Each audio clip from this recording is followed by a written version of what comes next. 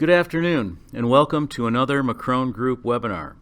My name is Charles Zona, and today we welcome Glenn Miller from Macrone Microscopes and Accessories, along with Robert Gurney of Lincoln Scientific Instruments. Glenn and Robert are going to talk to us today about Lincoln's modular force stage. But before we get started, I would like to give you a bit of Glenn and Robert's backgrounds. Glenn joined the Macrone team in 2018 and provides client training in scanning electron and polarized light microscopes, along with thermal microscopy applications and advanced sample preparation techniques. Glenn travels the United States installing microscopy systems for customers that include Lincoln thermal stages and benchtop scanning electron microscopes, and also provides client training on these advanced instruments.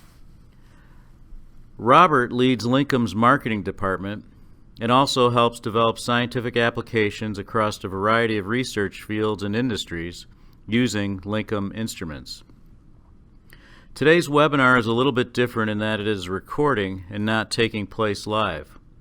However, you can still ask questions by typing them into the questions field. We will answer all of your questions individually in the coming days. And this webinar is being recorded and will be available on the Macrone Group website under the Resources tab.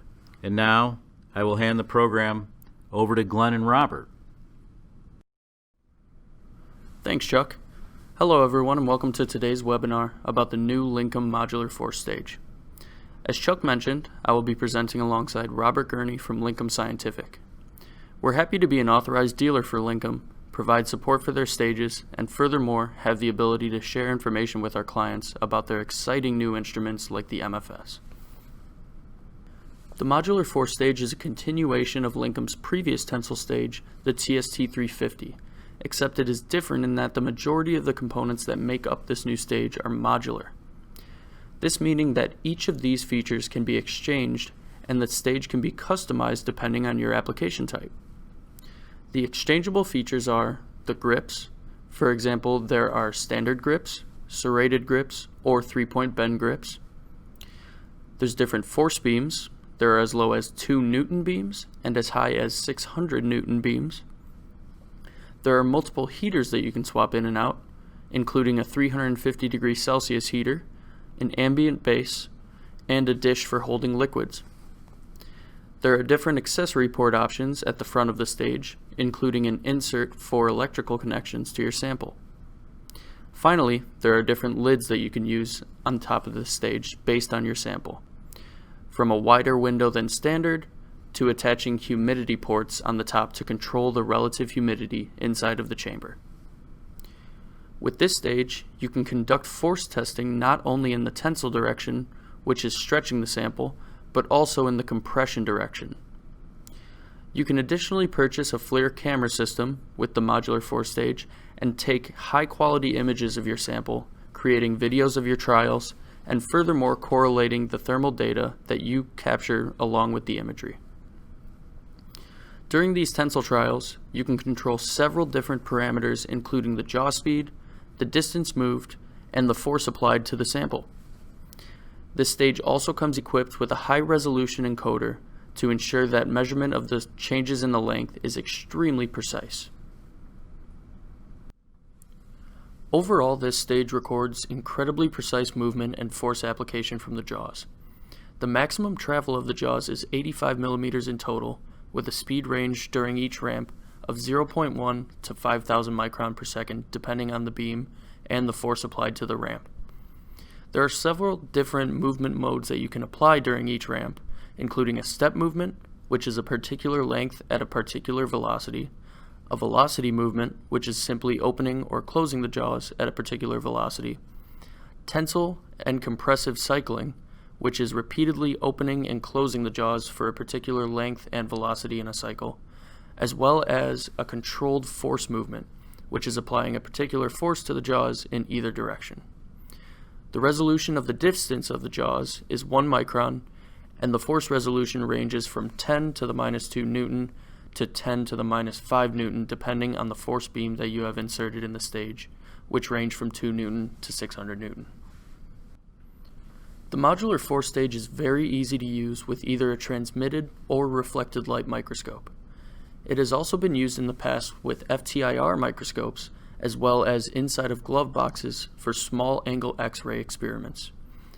This stage can simply be placed on top of an existing microscope stage, or if your microscope has the ability to remove the stage, it can be mounted using stage clamps onto the dovetail of the microscope. On the MFS, there are windows on the top and bottom of the stage, as well as an aperture through the heater block to allow for transmitted observation of the sample. Please be aware that there are working distance requirements for both the top and bottom lids in order to focus your sample, so your objective in use and/or condenser must conform to this. For the top lid, there's a 50 mm window for larger samples, and if necessary, there's a 16 mm window with a shorter working distance requirement. As mentioned previously, a FLIR camera can be paired with the system, mounted onto a microscope, and capture imagery that is able to be correlated with the thermal data that is recorded during each ramp. This is the only camera system that's currently available to automatically intertwine imagery and thermal data. With other camera systems, you will have to do this manually. Linkum also offers a microscope dedicated to capturing images and videos using the thermal stage, fittingly called the Linkum Imaging Station. This microscope uses only one objective at a time and has no eyepieces, but it adequately gets the job done for imaging specimen. The software that controls the modular force stage is LinkCore software. This software is controlled via a Windows 10 or 7 64-bit desktop computer.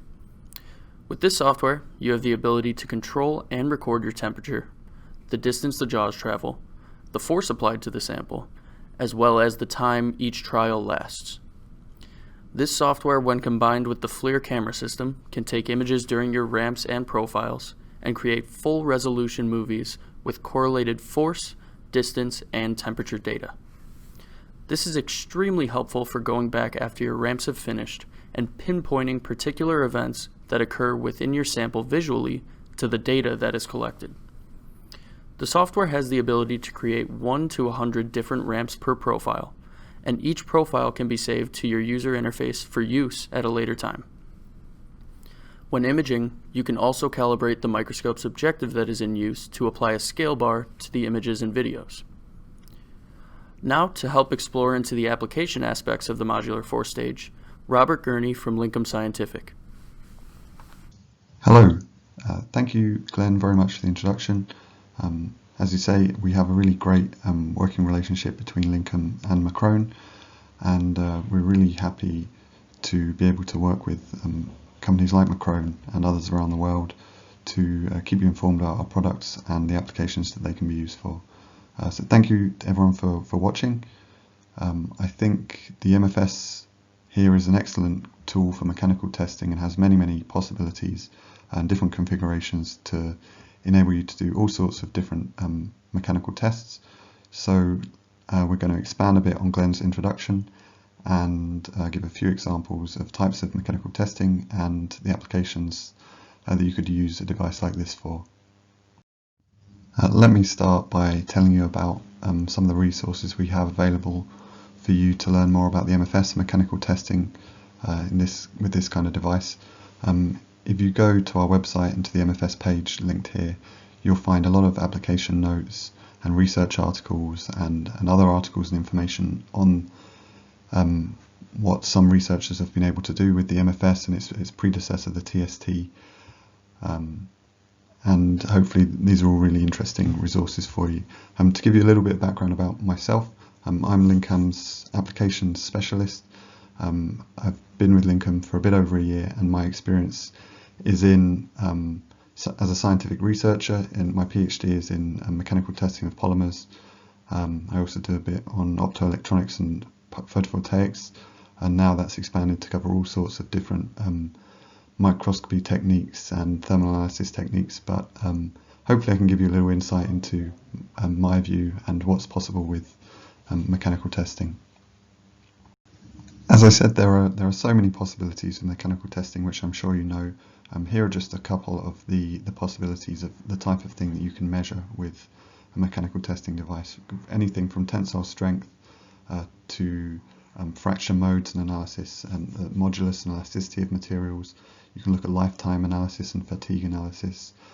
And that's all in addition to being able to observe what's happening through microscopy or a number of other techniques, which we'll talk about a little bit more with the MFS.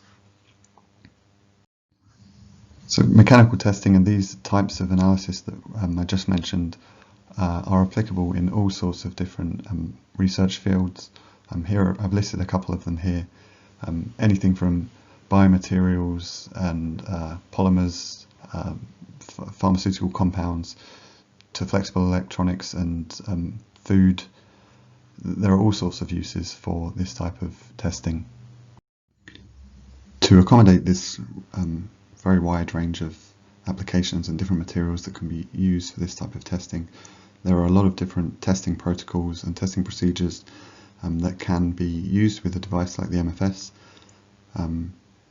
Usually that involves perhaps a different style of grip and also different testing protocols themselves, which we'll go into a bit more. So here's just an overview of some of those modules that are available, ranging from the grips. As you see on the right here, we have all sorts of different grips for tensile testing, compression testing, for 3-point bending and probing, liquid cell. We have electrical connections, different window types, all sorts of different modular options, and these are also always expanding. We're very happy to talk with you about customizing these or even starting from scratch for new grips or different types of modules for different applications. So I'm just going to discuss a couple of different types of mechanical testing procedures and go through examples of each of them on this page. We'll start with the tensile strain analysis, often leaning to tensile failure or fracture. This is a very standard test in which the sample is held between two parallel grips, as you can see in the photograph here of the MFS. The sample is then extended by opening the grip, separating the distance between the grips, while the force is measured as a function of the distance between these grips. A quite common ending of this experiment, as I've said, is the failure of the sample. And the graph on the top here shows a typical output of this type of test using the LINC software, where you see the force gradually increase with extension until such point as the sample fails and the force drops to 0. So this is a pretty common type of graph that you get from this kind of tensile experiment, and there are a lot of ways to look in more detail at typical or specific aspects of this graph. So the first thing that you need to do, and is pretty standard to make it a little bit easier to look across different sample sizes or discrepancies between samples, would be to use stress and strain rather than force and distance or force and extension. You can do that by taking stress by looking at force F over area, that's the cross-sectional area of the sample A, and strain or is extension here D over the initial sample length L0. So let's talk a little bit about the curve that you get and how you can break that down into its more representative parts which relate to sample behaviours. So here let's look at the blue curve, where I've taken the idea of this stress-strain curve and enhance certain features so we can talk about them a little bit easier. So the first one to look at is this initial period of stress and strain or extension, where you see a linear stress-strain relationship or elastic relationship where the material follows Hooke's law. You would find that if you were to reverse the tensile measurement and start compression back to the initial sample length, it should follow the same line. There shouldn't be any change there. That is, so if you keep extending, you get to a yield point, sigma yield, which represents the point at which the elastic behavior or the behavior following Hooke's law ends, and the sample is usually irreversibly damaged and is starting its yielding or failure mode. You then find in certain polymer samples that you have a period of softening or more commonly hardening, which we can link to a couple of examples of this in literature. It gets a little bit more complicated into polymer mechanics. During this whole procedure, you see necking, where the sample stretches out, like shown in this little cartoon above, until such point as we mentioned before, the sample fractures or fails and the stress drops to zero. Just before that point is usually where you measure the maximum or ultimate tensile strength from. And then you can go a little bit further. There are things you can do, such as measure the Young's modulus, which is the slope of the initial elastic part of the curve. You can also look at the area underneath to look for values of toughness, and generally you can look at this and see all sorts of things about elasticity, plasticity, strength, toughness, failure, and get a good idea about how the material behaves just by looking at this curve. One final part to add on this is that you can see the second curve, this red curve here, and this is just to give you an example what might happen if you were to heat the sample up. As you well know, Linkum are specialised in temperature control devices and stages and chambers for other microscopy and spectroscopy techniques. So of course we do a temperature control, we actually have a couple of temperature control modules options available for the MFS. What you might see if you were to warm up a sample is it will have a lower modulus, so a lower slope, initial slope, and a bit more extension, and maybe a similar fracture. That's just an example of what you might be able to do by heating up your sample and seeing what happens. I have one more example for you of tensile strain leading to fracture or failure, and this is one example of how you can get a lot of extra information or combine the information from the graph with what you get from your microscope or spectroscopic technique. In this case we're looking at the sample under a microscope. This is a sample of some kind of plastic packaging, and as I'm speaking you can see the graph is and video are synchronously moving, and you can see what happens as you extend the distance between the grips, and finally the sample fails and breaks, and it looks fairly similar to the curves we've seen before. I think you can identify these points, the modulus, and you can just about see a yield point, and then you can see the failure. So let's move on to tensile cycling or hysteresis.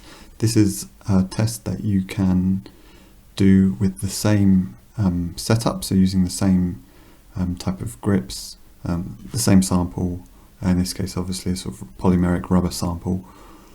And what you would do here is, rather than simply extending, you would extend at a set velocity and distance until you reach a distance, I should say.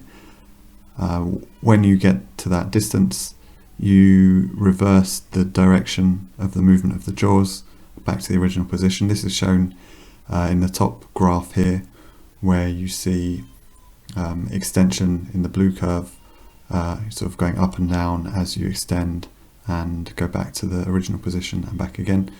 You can see a lot of other things on this graph. This is one of the graphs you see in Link just to show what is happening during a live experiment, or what has happened during a live experiment. You see the force as well in yellow. You see the temperature sort of slightly increasing in red, and the purple line across the middle is representing images. Each one of these little dots, they're all joined together because there's a lot of them, represent a still image which can be stitched together to a video, as you saw in the last slide. This then turns into a force extension curve below in yellow, where you see the hysteresis cycle, and then as before, you can look a little bit more in detail at what that means. As we said, usually if you were to turn around while you're in the elastic region, you would see it should follow the same curve. In reality, that doesn't often happen. You usually lose a little bit of energy somewhere, or it may be that you've passed the yield point, which is the case in this graph here, and you do see a little bit of hysteresis and lost energy here. And another example of what might happen if you were to heat the sample up and repeat this experiment here. So I showed you an example of what you might do for a tensile test of a sort of a polymeric or a rubber-like sample. Here's a different example using a 3-point bending test, which you can see in the photo on the bottom left. We have special grips for this with 3 points for which you can press the sample and bend or break the sample in that way. This can be used for lots of different products, from sort of structural beams or small structural beams like this to food samples that can be broken, or tablets which can be crushed or broken. In this experiment, you rest the sample between grips and you set the direction of movement to move the grips back towards each other. And what you can see in the graph on the top left, if you look at the yellow curve, you see the force exerted by the sample resisting the 3 points bending, and then eventually it breaks and the force returns to zero. Again, you can see the purple dots on this graph showing where an image has been captured. So let's move on to a couple of application examples. Here we have a publication from Imperial College London where they used firstly the TST and then the MFS system to test the mechanical properties of a fibrous composite material which consists of a base polymer matrix, a PVA, to which they added varying fractions of one-dimensional nanomaterials, which are namely double-walled nanotubes that you can see in figure A. They created these fibers from this composite through a process called wet coagulation spinning, where they draw out material from a coagulation bath. This allows some control over the alignment of the nanotubes within the polymer and then the polymer chains themselves, which can influence the properties. So looking a bit more closely at this graph, you can see they show the results of the tensile testing that they've performed on these fibers. What they show is that they found that the fibers are extremely strong with tensile strength on the order of gigapascals. They looked at the various compositions with different amounts of the nanomaterials, and they found an optimum through refining this blend ratio, as you can see in the graph here. They found as you start to add nanotubes, the modulus and stiffness increase, but after a certain point you reach and then pass a maximum value for strength here. You can see they cut off the graphs right at the failure point, which is where, as we've seen previously, they would fail and break and the stress falls to zero. Furthermore, and very interestingly, and a big reason for the importance of this paper, is that they found that using a process called evaporation-induced self-assembly, which is basically where they added a little drop of water to the damaged fibers and then heated them. Through this process, they saw they were able to heal a fractured fiber and recover quite a large amount of the original strength, which is quite exciting for a lot of, and has implications for a lot of applications wherever self-healing composites could be used, from building to biomaterials to all sorts of different packaging fibers and protective materials. I will provide you a link to this paper. It's an open source paper. We also have worked with several members of this group, in particular Hannah Lees, who's since moved on to the University of Bath, working on similar types of materials, who we've done a case study with her on her new work at Bath, which is really interesting work, and it's up on our website for you to download. Here's another example. In this case, the researchers are looking at the durability of adhesive coatings, which are used for things like semiconductor and protective coatings or flexible electronics or bioelectronics. This work is from a group in Lausanne. We actually wrote an application note on this with them, so look out for that on the MFS page of our website.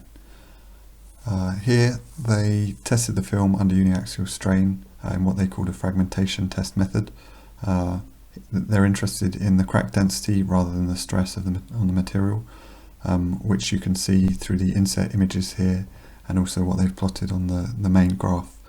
They essentially counted the number of cracks in a certain area, the visible area under the microscope, and they saw that this number increased as the strain increased, up to a certain point, which is around 8% as shown on the graph here, whereafter the number of cracks stabilized as it was saturated, and they also saw signs of delamination which occurred at different strains, which you can see from the lines across the sample on the figure on the right. And just to note that they coloured the main images green to make it easier to see the cracks. In the paper they go on to apply this theory to define different stages of strain-based fragmentation for various types of coatings or in this field, and this will be a useful analysis and theory for future analysis and comparison of coatings like this and failure of coatings like this. So let me give you one final example before I hand you back to Glenn. This paper here is on biomaterials, in particular bones, and but in general I think they have a great way of presenting stress strain data to show how mechanical testing procedures can be used to classify and even predict trends in macroscopic or let's say real world behaviour, depending on the results of tensile tests or other mechanical tests. As I said, this one here is on bones, strength of bones, but it could equally be for nanocomposite fibres or reinforced concrete beams or all sorts of different materials and their mechanical behaviour. So this paper is from a group in Hamburg who look at the mechanical properties of bones from 3 different sample groups. They take a femur bone sample from firstly from healthy young individuals, and the second group is those with osteoporosis, and the third those treated with biophosphonate BP, which is a treatment for osteoporosis. For the test, they subjected the bone samples to trauma in the form of low or high energy induced fracture using 3-point bending apparatus. You can see they've plotted stress versus strain here, and the curve follows a fairly typical progression with increasing stress until failure in all cases. And on the right, the bottom right, these 3 graphs show they've plotted the average modulus yield stress and maximum bending stress, which can all be calculated from the stress strain curve. And all these graphs show a trend where BP improves the strength of osteoporosis affected bones, but not quite as much as the original bone. The main graph here actually shows the average or standard deviation in stress strain, from which they're able to identify regions, as shown on the graph, associated with each of these 3 groups. Okay, before I hand you back to Glenn, let me just point you in the direction of the MFS applications page on our website. You can follow the link here, where you can find application notes and links to research papers and other articles, all of the stuff I've mentioned today and more. So please do check it out. You can check out the brochure as well. And that's all from me. Over to you, Glenn. Thank you very much, Robert. Now I'm going to go through some videos taken of the Modular Force stage to show you what the anatomy of the stage looks like, as well as what imagery using the FLIR camera and software looks like. So this first video that you can see on the slide is a macro view of the stage with a rubber band clamped down as the sample. I ran this for roughly a 13,000 micron cycle stretch, stretching it back and forth to show the elasticity of this rubber band.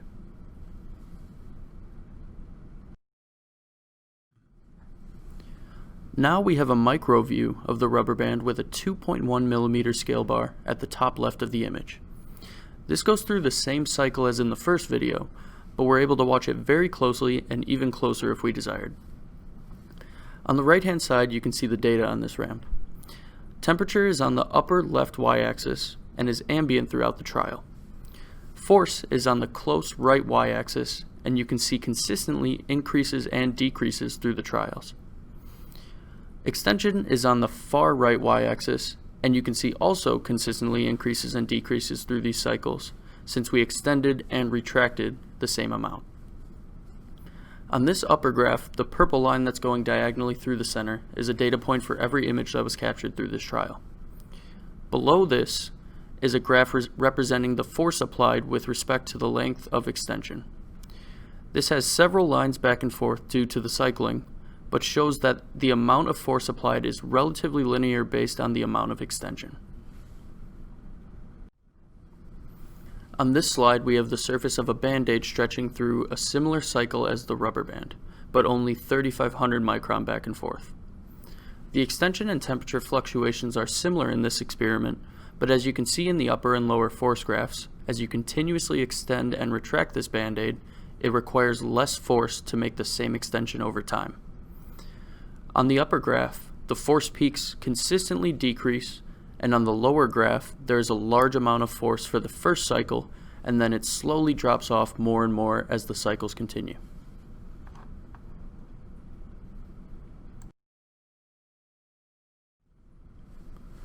And for our final example, we did a pill crush in between the two jaws. On the left-hand side, you can see that we have the pill positioned horizontally in between the jaws, testing the compression force until failure in this direction. We set the jaws to close at 2 micron per second until failure, and then manually halted the experiment once we saw that the pill was crushed. You can see on the graph to the right that it took roughly 200 seconds and a force of 130 newtons to achieve failure once the force jolts back to 70 newtons. We'd like to thank you all for attending this webinar. As mentioned at the beginning, we will be answering any of the questions that you might have had during this webinar in the coming days. Resources and additional information can be found at the links below mine and Robert's contact information. Please feel free to reach out and have a great day. Okay, thank you again for attending today's webinar. If you have any questions, please go ahead and type them into the questions field, and Glenn and Robert will reach out in the next day or so to answer all of your questions. So we'll leave the webinar open for a little while here so you guys can type in any questions you might have. And I'd like to thank Glenn and Robert for doing this presentation, and a big thanks to all of you who tuned in today. We really appreciate your time. And please check out our webinars page for upcoming Macrone Group webinars. Thank you.